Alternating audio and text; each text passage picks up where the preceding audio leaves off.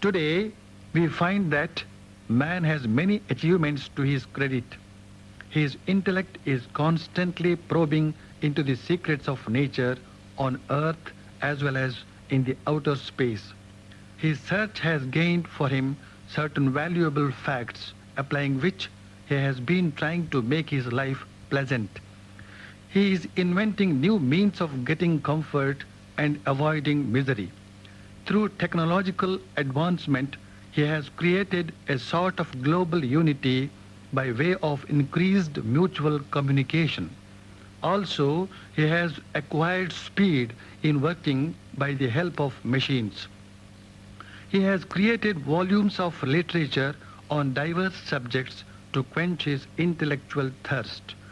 Yes, everything seems to be progressive, yet behind all these achievements stands the question, what is the purpose of all these?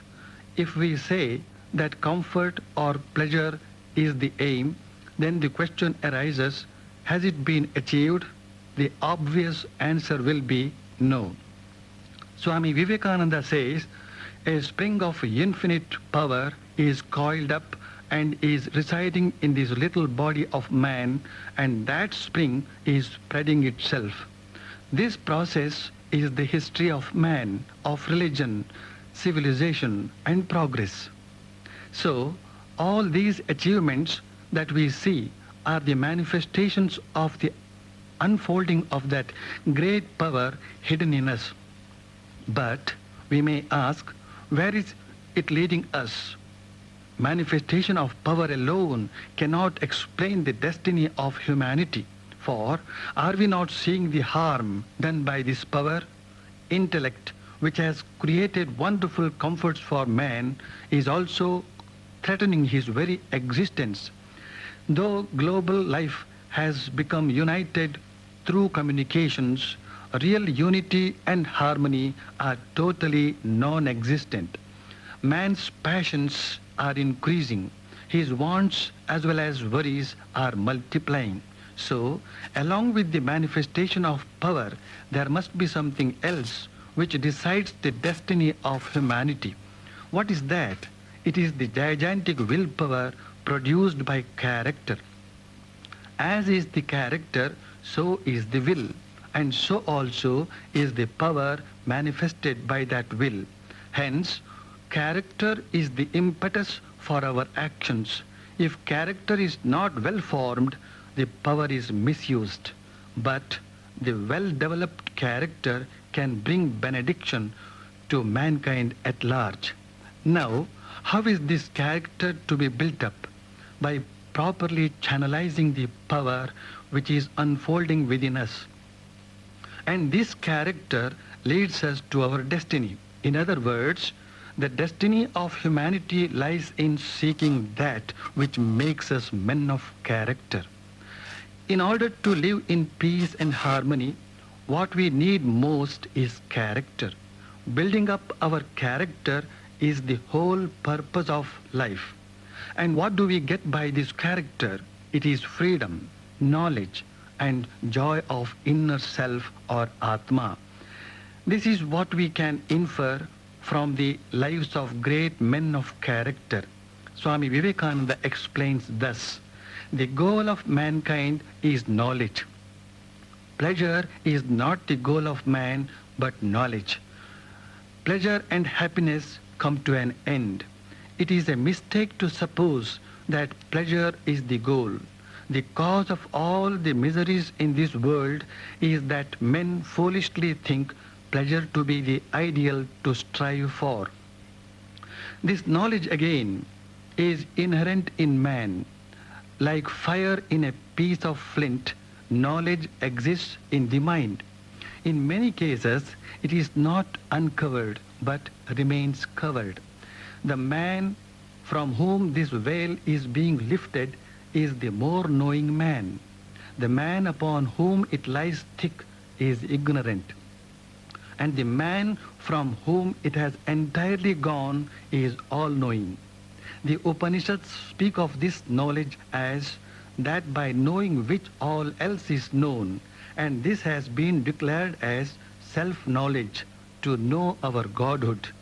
What we have to know is this: we are the ever blissful, immortal Atma. The essential nature of man is the eternal spirit. Him sword cannot cut, him fire cannot burn, him water cannot wet, him air cannot dry, as defined by Sri Krishna in the Gita. The veil that covers this knowledge is the deep-rooted belief in us that we are certain individuals with a body and a mind colored by certain likes and dislikes, wants and worries. Such beliefs bind us down to our desires and passions. We must free ourselves from their shackles. Seeking that freedom, we manifest the knowledge and power hidden in us. Here, I would like to quote another passage from Swami Vivekananda, giving us some interesting thoughts on freedom. Everything that we perceive around us is struggling towards freedom. All that we see in the universe exhibit this one struggle towards freedom. It is under the impulse of this tendency that the saint prays and the robber robs. When the line of action taken is not a proper one, we call it evil. And when the manifestation of it is proper and high, we call it good. But the impulse is the same, the struggle towards freedom. The saint is oppressed with the knowledge of his condition of bondage and he wants to get rid of it. So he worships God. The thief is oppressed with the idea that he does not possess certain things and he tries to get rid of that want to obtain freedom from it, so he steals. The freedom which the saint seeks is very different from that which the robber seeks. The freedom loved by the saint leads him to the enjoyment of infinite, unspeakable bliss, while that on which the robber has set his heart only forges other bonds for his soul. Freedom is the groundwork of all morality, of unselfishness, which means getting rid of the idea that men are same as their little bodies.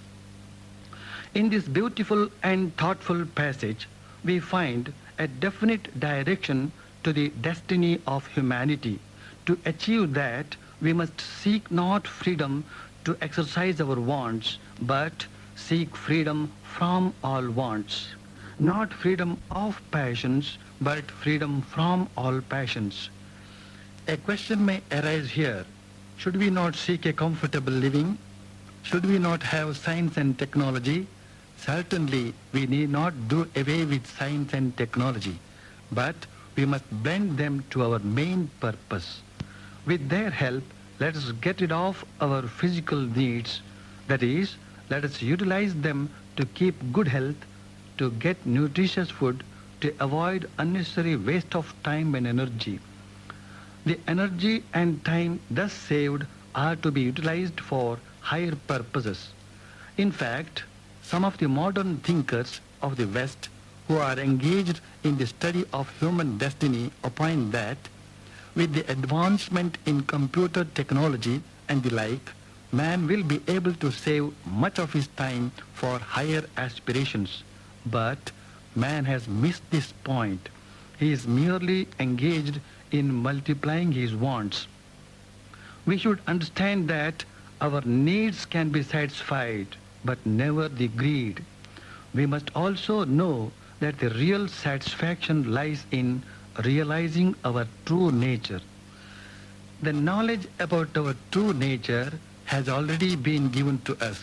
All we have to do now is to understand and practice it. Practice means to develop our willpower to fight our lower nature, to expand our hearts. Then only shall we obtain true bliss and become a blessing to our brethren. The destiny of humanity is to become men in the true sense, to know our Godhood. As Swami Vivekananda puts it, become men, nay, become gods. Be gods and help others to become gods.